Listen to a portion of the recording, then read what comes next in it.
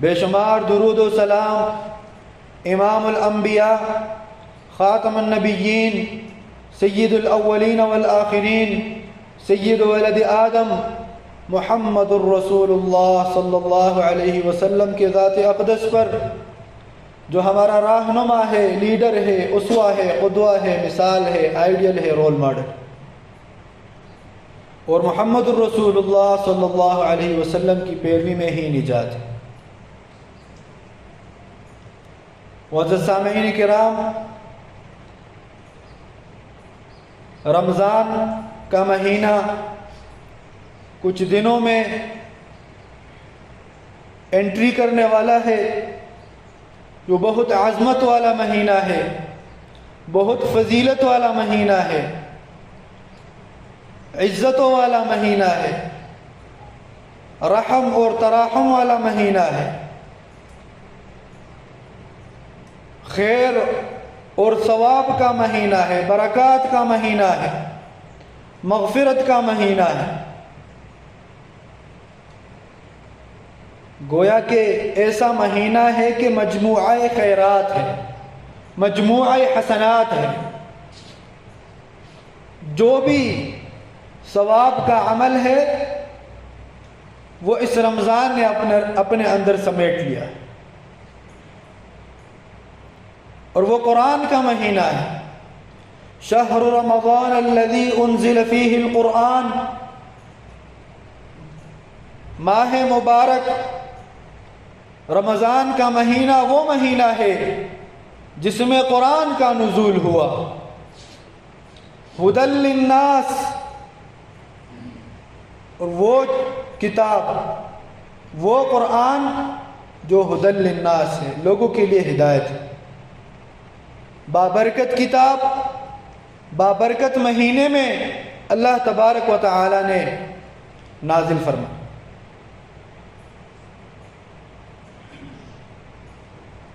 ہمارے گھروں میں جب مہمان آتے ہیں تو ہم بہت پہلے سے تیاری پکڑ لیتے ہیں، تخمینہ لگاتے ہیں کہ کتنے مہمان ہوں گے، کتنے بندے ہوں گے، اور اس کے لیے کیا کیا چیزیں ضروری ہے، پہلے سے ہم تخمینہ لگاتے ہیں، تیاری پکڑتے ہیں، اور بازار کی طرف ہم جاتے ہیں کہ وہ چیزیں خریدی جا سکے اور وقت پر ان مہمانوں کا استقبال کیا جا سکے اور ان کا عزت اور احترام اور اکرام ہو سکے۔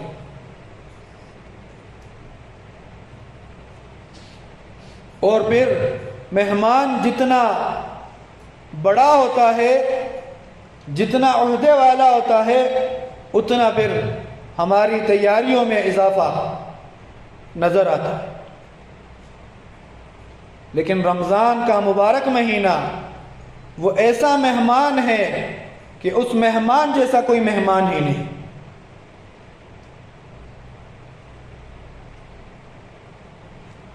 مبارک گھڑیاں ہیں۔ نبی علیہ السلام نے اس رمضان کے بارے میں ارشاد فرمایا، اتاکم رمضان شہر مبارک، رمضان کا مہینہ آ گیا ہے تم لوگوں پر، شہر مبارک، یہ بہت برکتوں والا مہینہ ہے، مبارک مہینہ ہے۔ فرض اللہ عز وجل علیکم صیامہ، اللہ تبارک و تعالی نے تم لوگوں پر اس رمضان کے مہینے کے روزوں کو فرض کر لیا ہے۔ تفتح فیہ ابواب السماء، اس مہینے میں اللہ تبارک و تعالی نے آسمان کے دروازوں کو کھلا چھوڑ دیا ہے۔ وجہ کیا ہے؟ عزت والا مہمان ہے وہ رمضان، جس کا پروٹوکول اللہ تبارک و تعالی نے بھی اس کو پروٹوکول دیا، اور محمد الرسول اللہ صلی اللہ علیہ وسلم تو ایک مہینہ پہلے سے ہی تیاری پکڑ لیتے تھے، اور فرمایا کہ یہ وہ مہینہ ہے۔ شعبان کے مہینے کے بارے میں نبی علیہ السلام نے فرمایا کہ رجب اور رمضان کے درمیان ایسا مہینہ ہے کہ لوگ غفلت میں پڑے رہتے ہیں، اور نبی علیہ السلام تیاری میں مصروف ہے، روزے رکھ رہے ہیں. تو یہ اتنا بابرکت مہینہ ہے. وَتُغْلَقُ فِيهِ أَبْوَابُ الْجَحِيمِ، اور اللہ تبارک و تعالی نے اس ماہ مبارک میں جہنم کے دروازوں کو بند کر دیا ہے. وَتُغَلُّ فِيهِ مَرَدَةُ الشَّيَاطِينِ، کیا ہی خوبصورت، کیا ہی عظیم پروٹوکول ہے اس ماہ مبارک کا. اللہ تبارک و تعالی نے بڑے بڑے شیطانوں کو جکڑ لیا ہے اس رمضان کے مہینے میں. گویا کہ آپ کے لیے عبادت کا موسم ہموار کر دیا، کوئی بہانہ نہیں چلے گا. آسمان کے دروازے کھلے ہیں، جہنم کے دروازے بند ہیں، شیطان جکڑا ہوا ہے. اب صرف آپ کی نیت کے اوپر معاملہ ہے، آپ کی سعی کے اوپر اور آپ کی کوششوں کے اوپر سب کچھ انحصار اس کے اوپر ہے، آپ کے اوپر ہے. اور پھر نبی علیہ السلام نے فرمایا للہ فیہ لیلۃ خیر من الف شہر،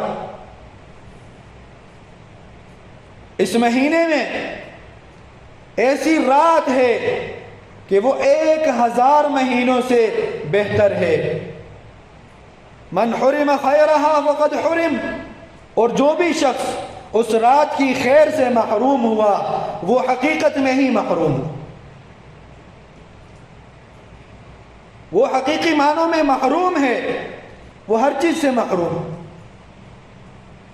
یہ نبی علیہ السلام کے زبان مبارک کے الفاظ ہیں، کسی عام آدمی کے الفاظ نہیں ہیں. تو دیکھنا آپ نے ہے کہ آپ نے کیا تیاری پکڑنی ہے رمضان کے لیے، اور کیا آپ اس خیر کے لیے ریڈی ہے، اس خیر کو پانے کے لیے کتنا آپ نے کوشش شروع کیا ہے. اور فرماتے ہیں کانو یعنی الصحابہ یدعون اللہ 6 اشہر ان یبلغہم رمضان، صحابہ رضوان اللہ علیہم اجمعین وہ 6 مہینے پہلے سے اللہ تبارک و تعالی سے دعائیں کرتے تھے کہ اللہ ان کو رمضان کا مہینہ نصیب فرمائے، رمضان کا مہینہ ان تک پہنچ جائے. ثم يدعونه 6 اشہر ان يتقبلہ منہم، اور پھر رمضان المبارک میں اعمال کرتے، پھر اس کے بعد 6 مہینے یہ دعائیں کرتے تھے کہ یا اللہ یہ اعمال ہم سے قبول بھی فرمائے. یہ تھی رمضان کی تیاری، اور یہ تھا عظمت. ہمیں پتہ ہی نہیں ہے کہ رمضان کا مہینہ وہ کس طرح مہینہ ہے. اسی طرح جس طرح ہم دنیاوی معاملات میں کسی بھی کام کو شروع کرنے سے پہلے تیاری پکڑتے ہیں اور مہمانوں کا استقبال کرتے ہیں، اس ہی طرح اور اس سے بڑھ کر ہمیں رمضان کی تیاری وہ ضرور بضرور کرنی چاہیے. ہماری تیاری کیا ہوتی ہے؟ ہم اتنا بڑا لسٹ لکھ کر بازار میں کہ یہ پکوڑے لانے ہیں، یہ سموسے لانے ہیں، یہ اچار لانا ہے، یہ کھجور، یہ فلاں فلاں، ہماری تیاری صرف کھانے پینے کی ہوتی ہے. لیکن صحابہ رضوان اللہ علیہم اجمعین اور محمد الرسول اللہ صلی اللہ علیہ وسلم کی تیاری کیا تھی کہ وہ عبادت میں مشغول ہوا کرتے تھے. رمضان سے پہلے روزوں کا پریکٹس وہ کیا کرتے تھے، قیام اللیل کا اہتمام کیا کرتے تھے، صدقات اور خیرات میں آگے بڑھتے تھے. یہ ان کی تیاری تھی. اور ایک ہے ہماری تیاری جو صرف گروسری تک محدود ہے. یہ تیاری نہیں ہے. جو حقیقی تیاری ہے اس کو لازم پکڑیے. اور اس کے لیے ہونا یہی چاہیے تھا کہ آپ شعبان میں کثرت سے روزے رکھتے، کیونکہ نبی علیہ الصلاۃ والسلام شعبان کے مہینے میں کثرت سے روزے رکھا کرتے تھے، الا قلیلا، بلکہ چند آخری ایام میں پھر روزے نہیں رکھتے تھے۔ تو اب تو چند ایام ہی باقی ہے، روزوں کا جو فضیلت ہے وہ تو ہم سے گزر گیا، لیکن پھر بھی ہمارے پاس موقع ہے کہ ہم تلاوت قرآن کا اہتمام کریں اور قیام اللیل تہجد کا اہتمام کریں، اسی طرح جتنے بھی خیر کے کام ہے اس کا اہتمام ہم کر لیں۔ تو چلو ہمارا شمار بھی کچھ نہ کچھ ان بندوں کے لسٹ میں آئے گا، شاید ہمارا شمار بھی ان صحابہ کے لسٹ میں آ جائے کہ انہوں نے بھی کچھ نہ کچھ تیاری کی تھی انشاءاللہ۔ تو رمضان کی تیاری پکڑی، سب سے پہلے اپنی نیت کو خالص کیجئے، اس لیے کہ نبی علیہ الصلاۃ والسلام کا ارشاد ہے انما الاعمال بالنیات وانما لکل امرئ ما نوى، تمام اعمال کا دار و مدار وہ نیتوں کے اوپر ہے۔ اگر آپ کی نیت خالص ہے، آپ کی نیت میں للہیت ہے، اللہ کی رضا ہے، تو وہ عمل قابل قبول تو ہے، لیکن اگر آپ کی نیت میں کوئی اور چیز آ گئی، لوگوں کو دکھاوا آ گیا تاکہ لوگ دیکھیں کہ یہ تو بہت نمازی ہو گیا ہے، یہ تو تہجد بھی پڑھتا ہے، یہ تو بڑے صدقات و خیرات کرتا ہے، تو گویا کہ آپ نے اپنے اعمال کو ضائع کر دیا۔ توحید کا معاملہ بڑا سینسٹیو ہے، جو بھی آپ نے عمل کرنا ہے اللہ کے لیے کرنا ہے، اگر کسی اور کو شریک کر دیا اس میں عمل برباد ہے۔ تو جو بھی آپ نے عمل کرنے ہیں یا جو بھی آپ نے تیاری پکڑنی ہے، خاص اللہ کی رضا کے لیے، اللہ کی رضا کے لیے اور اپنی نجات کے لیے، اپنی شہرت کے لیے نہیں۔ اگر آپ شہرت چاہتے ہیں تو اللہ اتنا مشہور کر دے گا اس دنیا میں، اتنا مشہور کر دے گا کہ پوری دنیا میں آپ کا چرچا ہوگا، لیکن آخرت میں کچھ بھی نہیں ہوگا۔ لیکن اگر آپ چاہتے ہیں کہ آخرت میں آپ کا چرچا ہو، تو پھر آپ جو بھی اعمال کرتے ہیں اس دنیا میں وہ خاموشی سے کریں، للہیت اخلاص کے ساتھ وہ اعمال کریں۔ تو یہ بہت اہم عمل ہے کہ آپ اپنے نیت کو خالص کریں۔ وَإِنَّمَا لِكُلِّ امْرِئٍ مَّا نَوَى، اور اس ہر بندے کے لیے وہی ہے جس کی وہ نیت کرتا ہے۔ کوئی بندہ اگر کوئی کام شہرت کے لیے کرتا ہے تو اس کو شہرت ملے گا، یہ نبی علیہ الصلوۃ والسلام کے الفاظ ہیں۔ اگر کوئی ہجرت کرتا ہے اللہ کے لیے تو اس کو اللہ ملے گا، اللہ قیامت کے دن اس کا بدلہ پورا دے گا۔ لیکن اگر کوئی شخص، حدیث کے الفاظ ہے کہ کوئی خاتون کے پیچھے جاتا ہے اور ہجرت کرتا ہے اور اس کی شادی کی نیت ہوتی ہے تو خاتون اس کو ملے گی۔ وہ ہجرت اس نے جس چیز کے لیے کی ہے اسی کے لیے اس کی ہجرت۔ تو نیت کا خالص ہونا بہت لازمی عمل ہے۔ دوسرا کام کیا کرے اس رمضان کے سے پہلے؟ التوبۃ الصادقہ، سچی توبہ کرے۔ جو بھی گناہ آپ سے سرزد ہوئے ہیں، کیونکہ ہم سب خطا کار ہیں، آدم کے بیٹے سارے کے سارے ہی خطا کار ہیں، لیکن خیر الخطائین التوابون، ان خطا کاروں میں سب سے بہترین خطا کار وہ توبہ کرنے والے ہیں۔ تو کتنی ہی فضیلت کی بات ہے، خطا کار تو سب ہیں، بہترین خطا کار جس کو نبی علیہ الصلوۃ والسلام نے بہترین کہا ہے وہ ہے التوابون، جو توبہ کرتے ہیں، اپنے گناہوں پر ندامت اختیار کرتے ہیں، اپنے گناہوں کو چھوڑنے کا ارادہ رکھتے ہیں، تو وہ بہترین لوگ ہیں۔ تو اپنے آپ کو بہترین لوگوں کے صف میں شامل کیجئے، اور جو بھی آپ کی خطائیں ہیں، جو بھی کمزوریاں ہیں، جو بھی کوتاہیاں ہیں، اس سے سچی توبہ کر لیں۔ تو یہ ہے رمضان کی استقبال کی تیاری۔ بندہ جمعے کے لیے بھی آتا ہے تو غسل کرتا ہے، خوشبو لگاتا ہے، مسواک کرتا ہے، اچھے کپڑے پہنتا ہے، پھر آ کے مسجد میں انٹری کرتا ہے۔ تو رمضان کا بابرکت مہینہ جس کو اللہ نے پروٹوکول دیا ہے، محمد الرسول اللہ، صحابہ نے اس کا اہتمام کیا ہے صلوات اللہ علیہم اجمعین، تو کیوں نہ ہم تیاری کریں، اپنے دلوں کو صاف کریں، اپنے گناہوں سے توبہ کریں؟ کیوں ہم کالے دل سے رمضان کا استقبال کریں؟ کیوں ہم گناہوں کے ساتھ رمضان کا استقبال کریں؟ کیوں ہم خالص دل نہ ہو اور ہم رمضان کا استقبال کریں؟ اگر ہمارے گھر مہمان آتا ہے اور ہم نے کوئی تیاری بھی نہیں پکڑی ہے، مہمان کیا کہے گا؟ کیسے آدمی ہے؟ وہ کہے گا بے عزت آدمی ہے۔ تو اللہ تبارک و تعالی نے اس لیے نبی علیہ السلام کے زبان مبارک سے کہلوا دیا کہ جو بھی اس مہینے کے خیر سے اور اس رات کے خیر سے محروم ہوا وہ حقیقت میں محروم ہے۔ کتنے گولڈن الفاظ ہیں، غور کرنے والے الفاظ ہیں، لیکن کوئی سوچے تو صحیح کہ الفاظ کن مبارک زبان سے نکلے ہیں، سوچنے کی بات۔ تو سچے دل سے توبہ کیجئے۔ اسی طرح معرفت شرف الزمان، آپ رمضان کو سمجھیے، اس گھڑیوں کو سمجھیے۔ جب تک آپ کسی کو سمجھتے نہیں ہیں تو اس کو آپ وہ پروٹوکول نہیں دے سکتے۔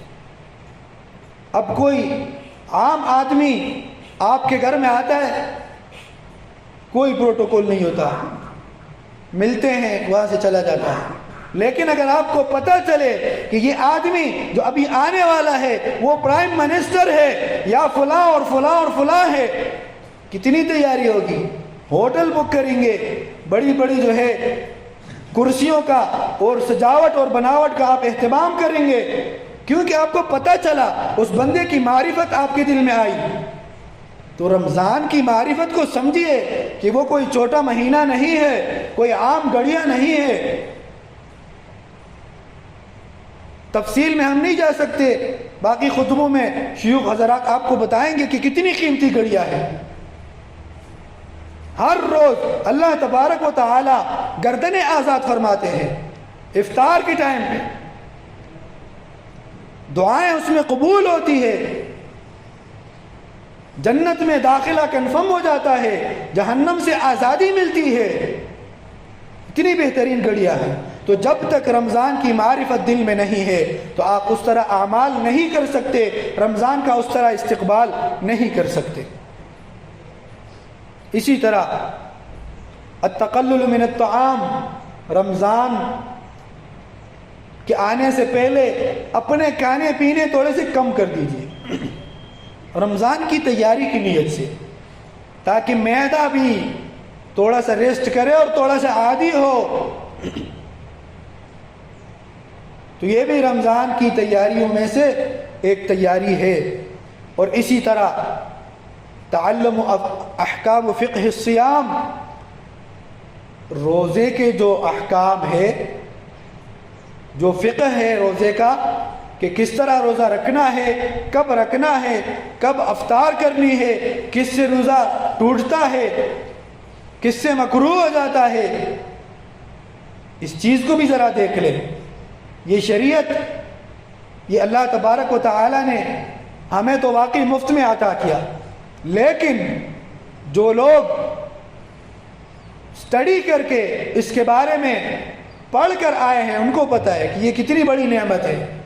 ہمیں تو پیدائش کے ساتھ یہ نعمت حاصل ہوئی، اس لیے ہمیں کوئی وہ نہیں ہے۔ تو جو فقہ الصیام ہے، فقہ الصوم ہے، معرفت روزہ جس کو کہتے ہیں، تو وہ سارے احکام اس کا جاننا بھی ضروری ہے۔ یہ بھی رمضان کی تیاریوں میں اور رمضان کے استقبال میں سے ایک استقبال ہے اور تیاری ہے کہ بندہ کوئی کام کر رہا ہے اس کو پتہ بھی تو ہو۔ اب بندہ دکان پہ بیٹھا ہے، اس کو حساب کا پتہ نہیں ہے، 2000 کسی نے دے دیے، آگے سے اس نے 5000 دے دیے اور سامان بھی دے دیا۔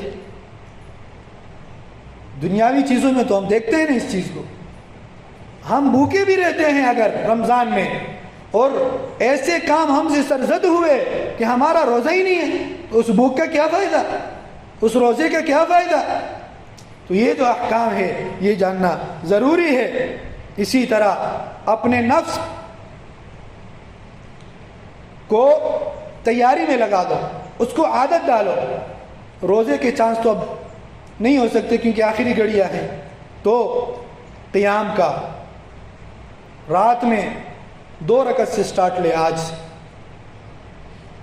2 رکعت تہجد سے سٹارٹ لے، اور پھر 4 کر دیں، 6 کر دیں، 8 کر دیں، نہیں تو 2 لازم کر دیں۔ تو رمضان میں انشاءاللہ قیام رمضان میں آپ کو پھر آسانی ہوگی، سستی نہیں ہوگی، تو آپ کا شمار بھی ان لوگوں میں آئے گا انشاءاللہ کہ آپ نے رمضان کی تیاری پہلے سے ہی پکڑی تھی۔ تو 2 رکعت کی جو ہے عادت آج سے ڈال دیں۔ اسی طرح تلاوت قرآن بھی شروع کر دیں، کم سے کم 1 صفحہ آج سے شروع کر دیں، کیونکہ بندہ جب کہتا ہے کہ میں شروع کروں گا تو سستی ہو جاتی ہے۔ کروں گا نہیں، کر دیا، اب سے شروع کریں 1 صفحہ، اور پھر آہستہ آہستہ بڑھائیے۔ 1 لفظ 1 حرف پہ 10 نے کیا ہے، الف لام میم، کتنا وقت لگتا ہے؟ 1 سیکنڈ بھی نہیں لگتا، 30 نے کیا ہو گئی۔ الف پہ 10، لام پہ 10، میم پہ 10۔ تو کیوں یہ گھڑیاں جو ہے ہم ضائع کر دیں؟ کیوں نہ ہم اس کو بابرکت اور قیمتی بنا دیں؟ اللہ تبارک و تعالی سے دعا ہے کہ اللہ تعالی ہمیں وہ توفیق دے کہ ہم ان گھڑیوں سے جو ہے بھرپور استفادہ کر سکیں۔ وآخر دعوانا الحمدللہ رب العالمین۔